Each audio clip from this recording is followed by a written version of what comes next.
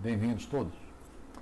Bom, vamos ver agora como fazer para conseguir transferir uma carga de momento no modelo sólido. O modelo sólido só tem graus de liberdade de deslocamento, né? Então, a princípio, lá no modelo do Aster, só teria como colocar forças e não momentos na fronteira, né, como condição de contorno. Mas tem um jeito de fazer isso e eu vou mostrar aqui como. Então, comecei aqui gerando o que parece ser uma fundação. Eu usei para isso, primeiro, fiz uma caixa, um comando normal aqui. Fiz um cilindro, também um comando prévio. E depois fiz uma multitranslação usando essa opção aqui. Translação bidimensional. Então defini qual passo dela, quantos passos ela dá. E como está visto aqui embaixo, né, eu desloquei, né, foi criada aqui em cima e foi deslocada para baixo, sem cópia. No final fiz a união de tudo, né, usando este comando. E estou aqui com o meu modelo primário. Eu preciso gerar aqui uma superfície de referência, né, onde vai ser colocado, onde vai ser apoiada a coluna aqui em cima, e um ponto de referência que eu vou explicar mais tarde para que serve. Para fazer esse imprint, né, fazer um desenho específico nessa face, esse comando de esboço, ele te permite selecionar em qual face você quer fazer o desenho. Eu, no caso, vou escolher essa daqui. Já começou aqui com 00.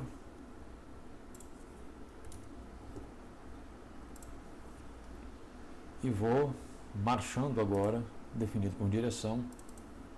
Primeiro eu viro 180 graus, vou andar 1 metro.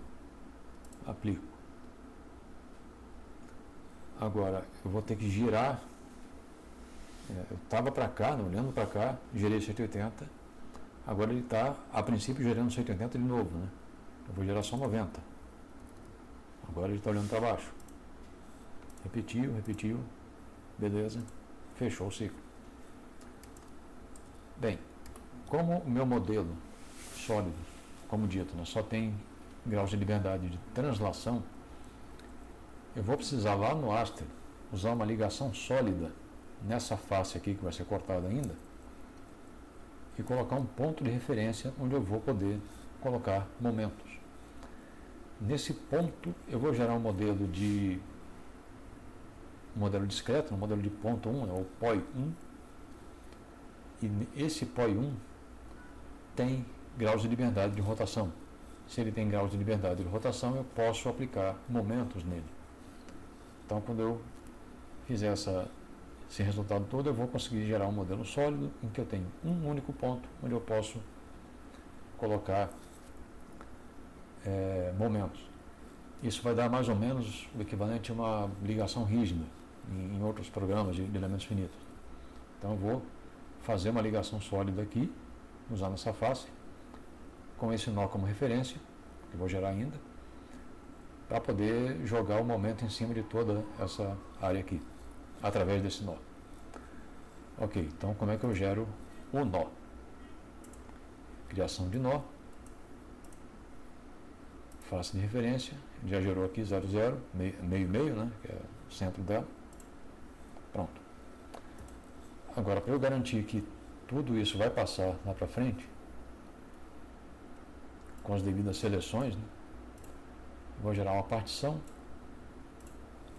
em que as ferramentas são esse contorno e o ponto. E o corpo resultante é um sólido. Pronto. Agora, aqui eu vou gerar um grupo. Primeiro grupo de face.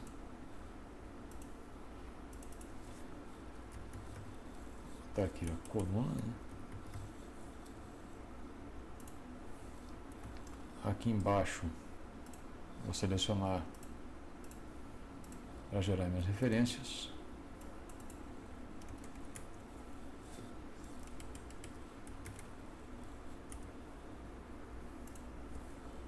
e um grupo de nó,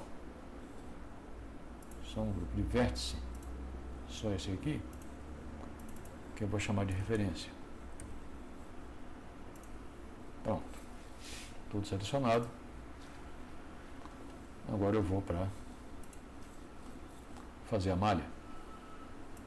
Deixa eu só mudar o nome disso aqui já para fundação. Vou fazer a malha, começo aqui criando malha, só mudar o nome. Uma malha direta.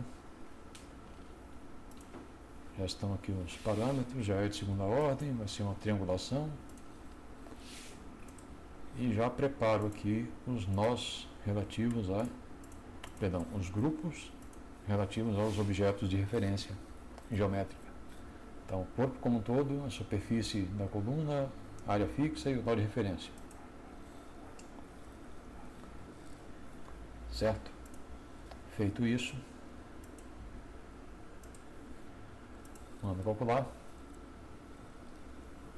E está aqui informações sobre a malha.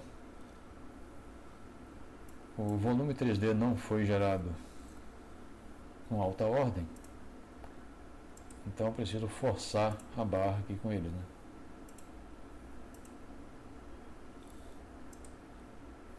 Agora, se eu vier aqui na informações da malha, está tudo quadrático. Beleza.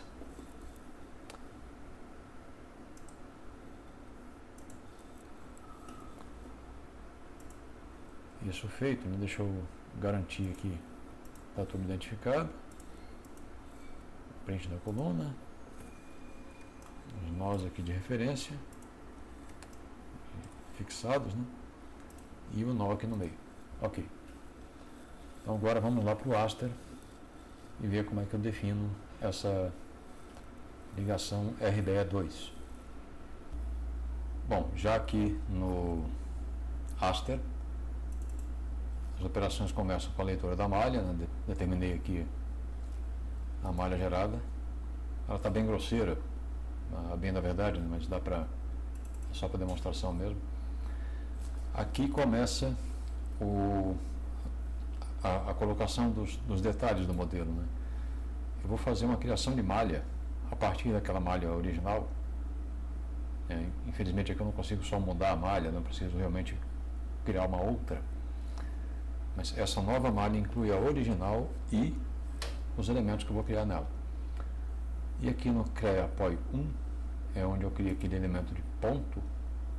Então a partir do referência, né, esse que está destacado aí,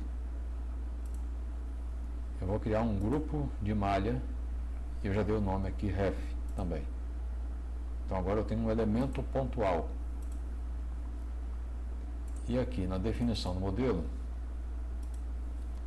vou ter que me referir à malha última, né, a essa mesh aqui. Eu já coloquei nesses modelos aqui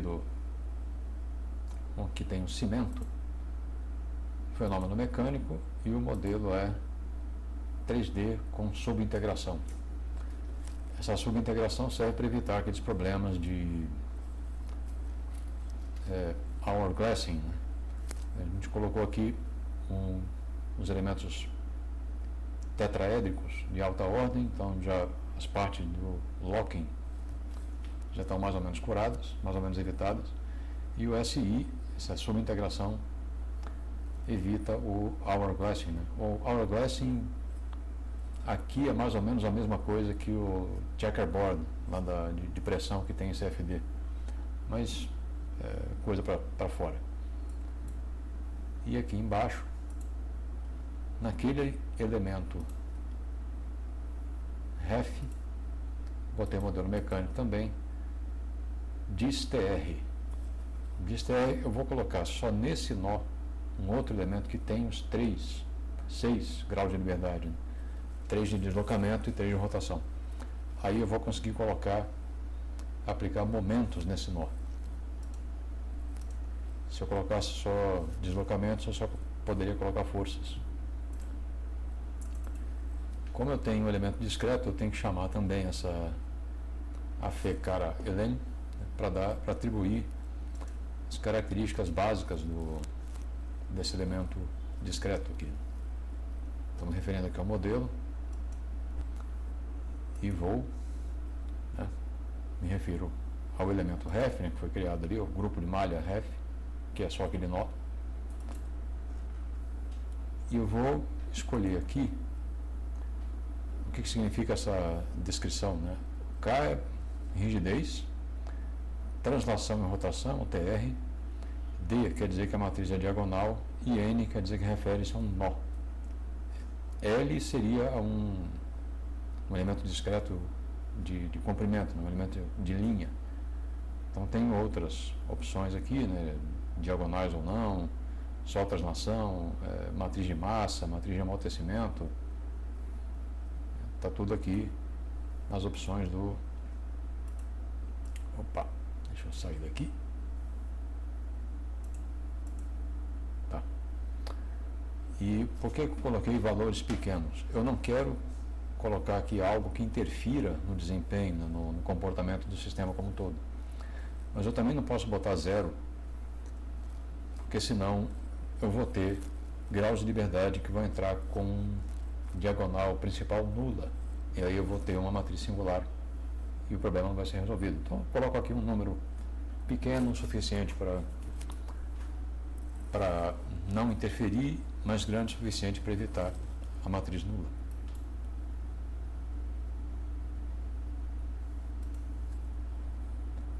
Material. Como nas outras ocasiões, né? Coloquei aqui um 50 gigapascal, deve dar mais ou menos aí um cimento. Como não estou colocando ferragem nem nada, isso vai ser irreal, mas é só um teste. E aqui eu atribuo os materiais só aos grupos de cimento, né? Eu não tenho atribuição de material no elemento discreto.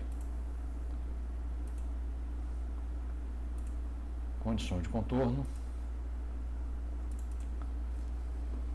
Eu tenho primeiro fixação,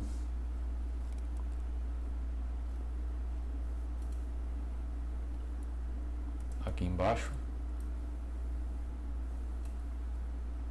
como os elementos sólidos, os nós sólidos, só tem 3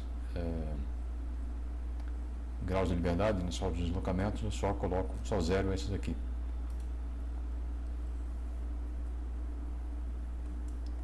E aqui para baixo eu vou definir ligação sólida. Ligação sólida vai gerar uma amarração absoluta entre os nós que estão aqui destacados, né? E quando essa rotina encontra um nó aqui no meio que tenha graus de liberdade de rotação, ele põe esse nó como referência. Então, esse é o nó que vai propagar deslocamentos e rotações a partir dos braços aqui, né, das distâncias e tudo mais, para os outros nós.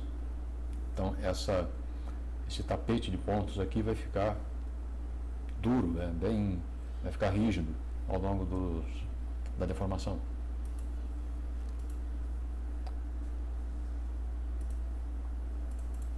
E aqui, finalmente, uma força nodal, que eu estou botando aqui uma carga Z no nó, e como aquele tapete de pontos está rígido, né, ele vai se comportar como se fosse uma placa rígida descendo aqui em cima da estrutura, e um momento para simular o que seria uma excentricidade. Aqui está, no caso, estão uns 10 centímetros de excentricidade em relação ao centro daquele apoio. Sem problemas aqui. Finalmente a análise. E no pós-tratamento tem um detalhe. Eu pedi aqui para calcular a deformação, né, nos pontos de Gauss, né, as tensões no ponto de Gauss já saem daqui do Mecha Static. Só que eu pedi para calcular as deformações aqui. E os critérios, né, o EPEC, né, a deformação de von Mises e a tensão de von Mises. Só que isto não é definido, esses 3 itens aqui não são definidos para um elemento discreto. Então eu preciso vir aqui embaixo e restringir exclusivamente aos elementos de volume, ao modelo 3D. Depois é só a impressão dos resultados e tudo ok. Bem, isso já rodou antes, tá? E nós vamos dar uma olhada aqui em como fica o quadro final. Já aqui no Paravis, vou abrir aqui o arquivo de saída. Ele tem 2 conjuntos de dados, né? Este conjunto aqui se refere ao sólido, isso aqui se refere ao discreto. Então ele vem aqui, ele só tem forças, momentos, tudo pequeno, exatamente porque eu coloquei aquela mola muito curta, muito frouxa, né, para todos os movimentos, então ele não acusa muita coisa. Isso aqui em relação à carga real que está sendo posta é desprezível, então aqueles númerozinhos que eu botei lá na rigidez da mola, na rigidez desse elemento discreto, foram suficientes para evitar a singularidade e também para evitar a interferência no resultado final. Então aqui eu vou colocar, para ler o conjunto de deslocamentos, vou gerar vetores. E para que eu vou gerar vetores? Porque eu preciso colocar um filtro common varp by vector. Isso aqui me permite que 10 a menos 5, já pode ver aqui, né, que afundou mais aqui do que no outro extremo, né, que está até subindo um pouco. Então eu posso botar aqui o seguinte, se eu quiser exagerar um pouco, né? Aqui está dando 10 a menos 5, posso botar 50.000 aqui. Eita, muito. Ok.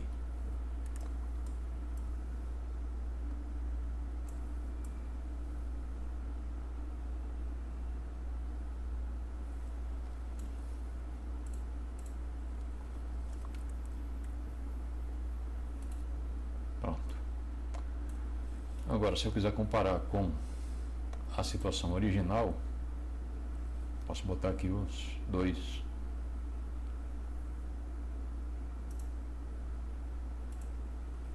corpos, as 2 visões, né? Essa daqui eu posso também colocar como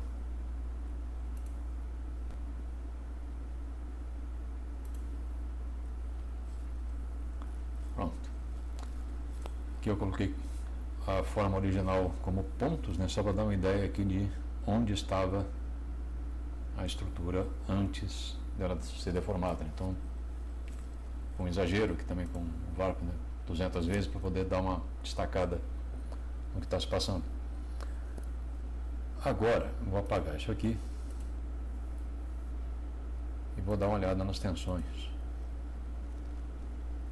Deixa eu tirar o vetor. E vou aplicar o filtro Elgato to Surface.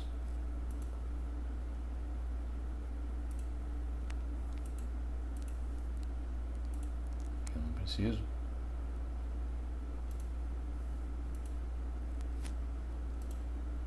SIEC, Attack von Mises. Já acertei aqui a escada.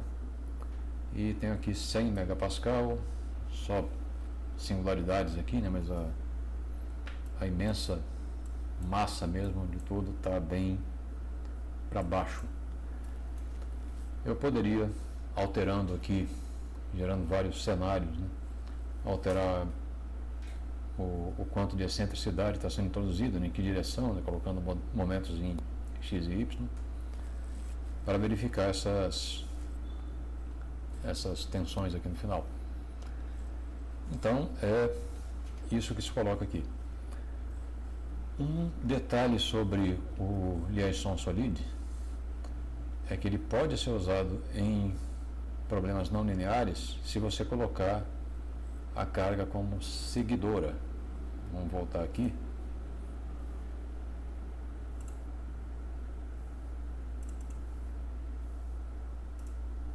Deixa eu verificar aqui. Aqui no linear não tem, mas eu vou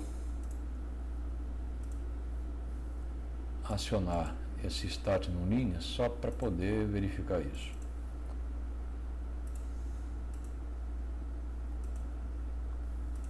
Aqui eu tenho a opção de colocar a carga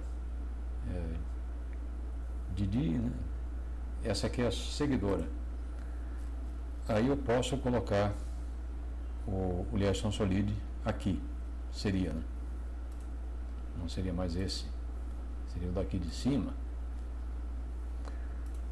O problema é que eu não poderia, né, no modelo não linear, usar para carga seguidora aqui modelos com deslocamento, com grau de liberdade de rotação. Ele não se dá muito bem com o elemento discreto com grau de liberdade de rotação. Aí eu precisaria realmente criar aqui uma outra massa, um corpo sólido aqui em cima para poder transferir perfeitamente essas cargas. E isso é uma abordagem para outro vídeo. Então, por agora, já fica aqui explicado como é que se usa, como eu faço para introduzir carga de momento no modelo sólido, certo? Eu espero que todos tenham apreciado aqui o que foi mostrado, façam um bom proveito disso. Agradeço muito a atenção e espero vocês para o próximo episódio. Se você chegou até aqui, provavelmente estava procurando algo como curso de elementos finitos, cálculo estrutural e etc. Eu tenho uma oferta que pode te interessar.